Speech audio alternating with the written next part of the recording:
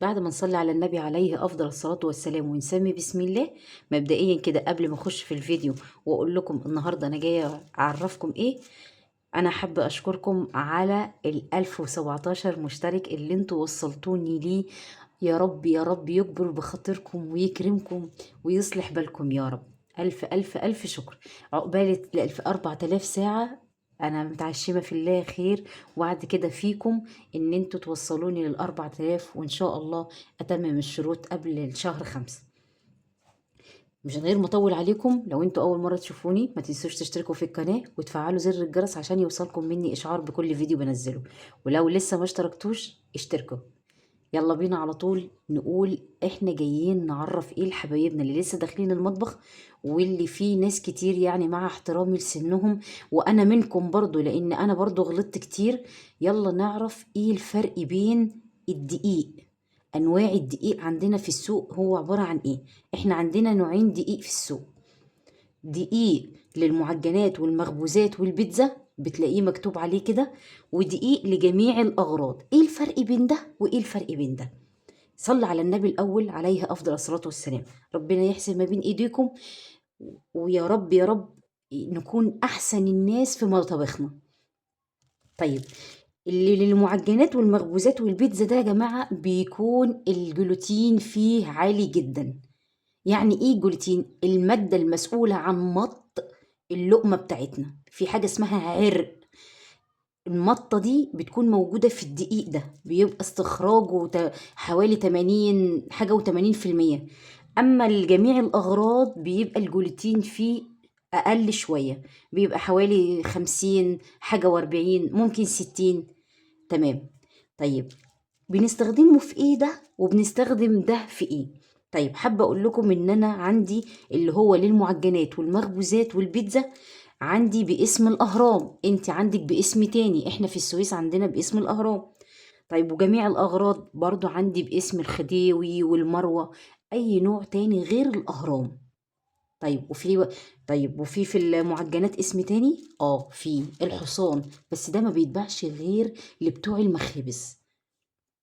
طيب، انت بتعملي ايه عشان تروحي مثلا هتعجني فايش او قرص او بيتزا؟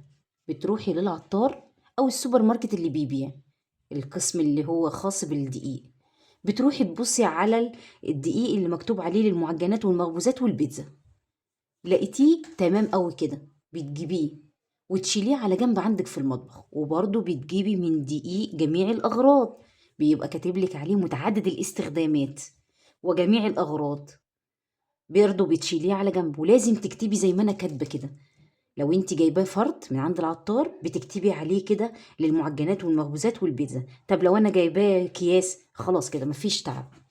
ولازم يبقى في مطبخك نوعين الدقيق. طيب ليه؟ لان انا دلوقتي هقول لكم، انا دلوقتي مثلا انا ما عنديش دقيق الاهرام وعايزه اعمل بيتزا. طيب انا ما ينفعش دقيق المروه عندي او دقيق اللي هو متعدد الاستخدامات؟ لا ينفع. وفي فيديو هنزله بالليل ان شاء الله او بكره عشان ما اوعدكمش واخلف معاكم.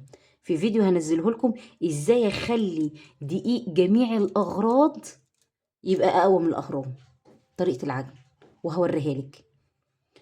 طيب خلينا نرجع تاني. المعجنات والمخبوزات بستخدمه في الفايش، في القرص، في البيتزا، في جميع أنواع المعجنات، حلو أو حادق، خطير تحفة. طيب، وجميع الأغراض بستخدمه أنواع الحلويات، جميع أنواع المعجنات الخاصة بالحلويات اللي هي الكعك والبيتي فور والغريبة طيب، عندي عايزة أعمل بيتزا أو عايزة أعمل فينو، لأن كلنا عارفين إن لقمة الفينو لازم بتبقى واقفة كده في الفرن وماسكة حيلها، هي وعيش الهمبرجر وعيش الكايزر، جميع أنواع المخبوزات، التوست.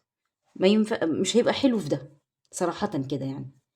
بس قلتلك بطريقة مني أنا هوريها لك، هخليكي تعملي الدقيق ده تخليه مكانه أهرام. بس خلاص احنا عندنا مثلا ايه؟ أهرام أو بتاع المخبوزات والبيتزا. ما عنديش غير بس يعني مثلا المقدار عندي 4 كوبايات دقيق، وما عنديش يا جماعة غير كوبايتين من الأهرام وكوبايتين من دقيق جميع الأغراض. تعالى أقول لك بقى حبيبة قلبي أنا بعمل إيه عشان يعني مثلا دلوقتي ده سعره أغلى من ده، دقيق المخبوزات أغلى من دقيق متعدد الاستخدامات. بعمل إيه؟ بعمل ميكس. ميكس يعني إيه؟ يعني لو أنا هعمل 4 كوبايات بحط كوبايتين من دقيق الأهرام وبحط عليهم كوبايتين من دقيق المروة. هل ده بيوازن المسألة بتاعتنا اللي هي موضوع إن لازم جلوتين عالي؟ بيوازن. تعالي اعملي فينو وعلى ضمانتي بميكس ما بين دقيق المخبوزات ودقيق جميع الأغراض، واللقمة مش هتنام معاكي. الفينو اللي عملته معاكم على القناة والكرواسون وكل أنواع العيش اللي عملتها معاكم بميكس ما بين المخبوزات وجميع الأغراض. تمام؟ ده اللي انا حبيت اديكم فكرة عنه.